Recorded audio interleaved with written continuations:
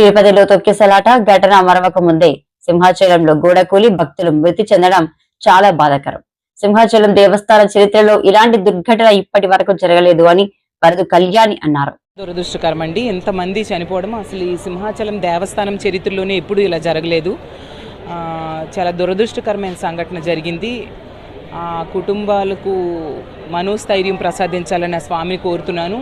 మనందరికీ తెలుసు సింహాచలం దేవస్థానం తాలూకు చందనోత్సవం అంటే ఎన్నో రోజుల నుంచి వెయిట్ చేస్తారు. ఎప్పుడు ఆ రోజు వస్తుందా, ఆ స్వామిని నిజరూప దర్శనం చేసుకుందామని ఎదురు చూస్తారు. అలాంటిది పక్క రాష్ట్రాల నుంచి కూడా భక్తులు వచ్చి క్యూ లైన్లో నిల్చొని స్వామిని దర్శించుకోవడానికి ప్రయత్నిస్తూ ఉంటారు. అలాంటి పరిస్థితిలో ఇలా గోడ కూలిపోయి 7 మంది చనిపోవడం అంటే నిజంగా చాలా బాధాకరం. ఇందులో మాత్రం మా క్లియర్గా నాణ్యతా లోపం, ఈ గోడలో మాత్రం నాణ్యతా లోపం కనిపిస్తుంది. ఈ చందనోత్సవం కోసమనే ఆ గోడ కన్స్ట్రక్ట్ చేశారని తెలుస్తూ ఉంది. అది పట్టుకుంటేనా పడిపోయేంత లూజ్గా ఉంది ఆ గోడ.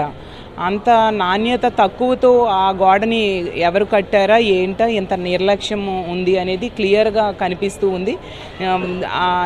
ఎంత నాణ్యత లోపంతో గోడ కట్టిన వాళ్ళ మీద తగిన చర్యలు తీసుకోవాలని మేము డిమాండ్ చేస్తున్నాము.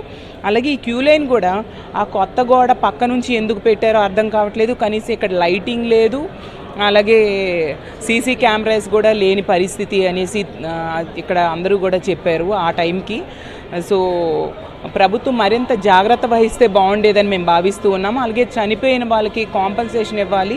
గాయపడిన వాళ్ళు కూడా ఉన్నారు కాబట్టి వాళ్ళకు కూడా సరైన వైద్యం అందేట్టుగా ప్రభుత్వం చూడాల్సిన బాధ్యత ఉంది. తక్షణమే బాధ్యుల మీద చర్యలు తీసుకోవాల్సిందిగా మేము కోరుతున్నాము.